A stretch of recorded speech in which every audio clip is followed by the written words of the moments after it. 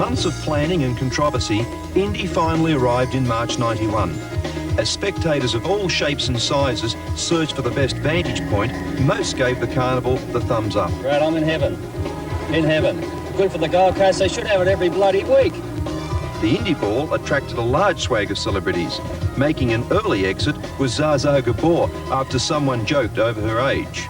Things were also hotting up in qualifying, with Eddie Cheever the first to lose control. Again, you can see he locks it up there and just gently slides into that gravel area.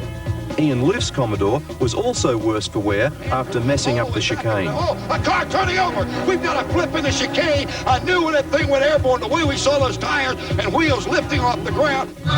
The concert in the park was music to the ears of those wishing for a break from revving engines. This time, Zsa Zsa stayed long enough to share her views on life and love. You know, girl must get married for love and keep on getting married until she finds it.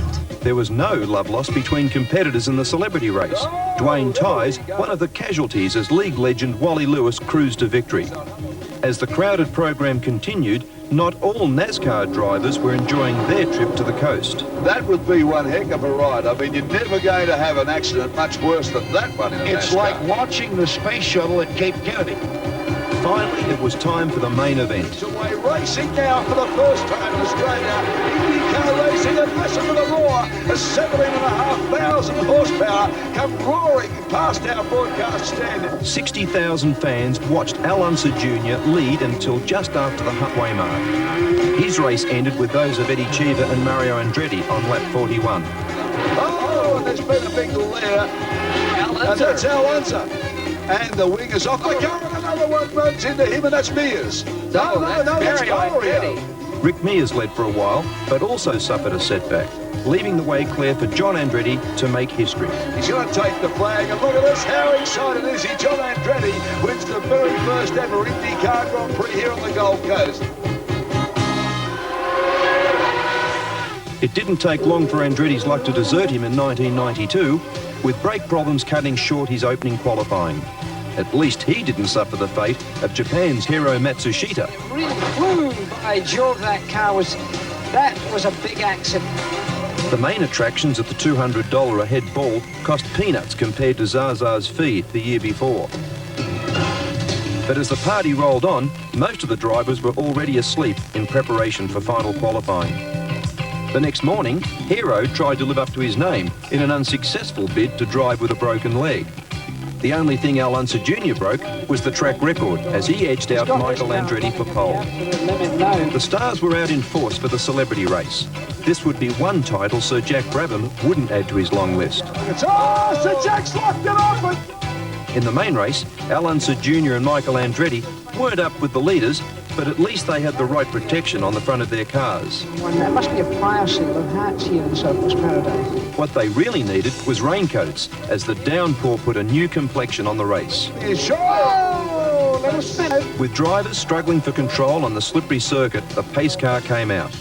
When the race resumed with just 7 laps to go, Emerson Fittipaldi wasn't doing his teammate Rick Mears any favours. And he's lost his brakes, but he's gone through. Despite cutting a few corners, the Brazilian held on for a well-deserved victory. Checkered flag, and the race winner, Emerson Fittipaldi. Cyclone Roger put a dampener on preparations for the 1993 event, but on the track, Formula One champion Nigel Mansell looked like creating a storm of his own. Well, Mansell has blown everybody's doors off. Oh yeah, I mean, for the first day, new track, new team, yeah, I'm real happy. With the long-term future of the race in doubt because of financial problems, a good crowd was essential. A drag meeting with a difference ensured all motoring tastes were catered for. Gary Brabham confirmed an Australian presence in the main race, qualifying 20th. When start time came, pole sitter Mansell had a tough introduction to the sport. Mansell, no experience, and it shows. Fittipaldi took the early lead in defence of his title, but on lap 14, Mansell pounced. Who's going to come down the inside? Mansell, oh, what a move from Mansell! Little L ruined his chances of a big finish here. After pit stops, the new front runners were Fittipaldi and Gordon, but Mansell wasn't giving up. Despite a painful leg injury and fuel worries, the Englishman scored a remarkable first-up victory. Mansell wins first time out in IndyCar racing. He really got it down to the very last drop of fuel. My foot's got complete cramp in it, and the brake pedal was solid at the end. And I just can't. Well, what the heck, we won.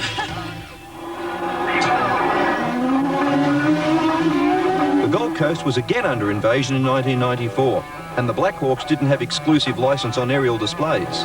As Wing Commander Andretti, look. Michael's father, Mario, was also in the wars with engine problems, as Nigel Mansell once again proved the man to beat in qualifying. As usual, the Gold Coast was a sea of colour and activity as the lead up to the big race continued.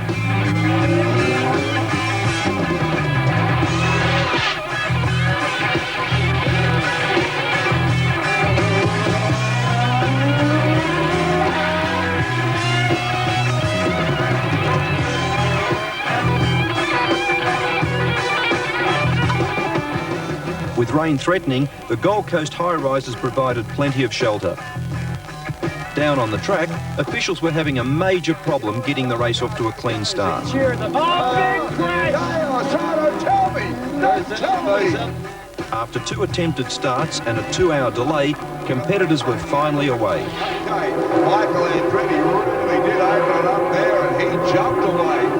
Once again, Mansell failed to capitalise on his qualifying form. A good move. Lovely forward for the big one. Got a puff of smoke as he locked him up but took Mansell. Despite his slow start, the Englishman soon started to make his way through the field. Alex has a little look up the inside. Now he comes again, Mansell. Oh, what about this? Up on the inside again. Mansell's decided it's time to go. With conditions far from easy, retirements were plentiful. Smith and Sampedri made their exit here. Of much more interest was the demise of the favourite. The mix of rain and slick tyres a deadly combination. Mansell's gone. Michael Andretti was also having navigational problems, and with the light fading, it would only get worse. There's a heavy impact. As day turned into night, the marathon was finally over. Andretti held on to win, and Fittipaldi with Father Mario third. Michael Andretti now lets it run down to the finish line. He'll take the second flag. He'll win the FAI Gold Coast Indy Grand Prix in the dark conditions here. As the champagne flowed freely, debate raged as to whether they were celebrating victory or just finishing the race in one piece. The Gold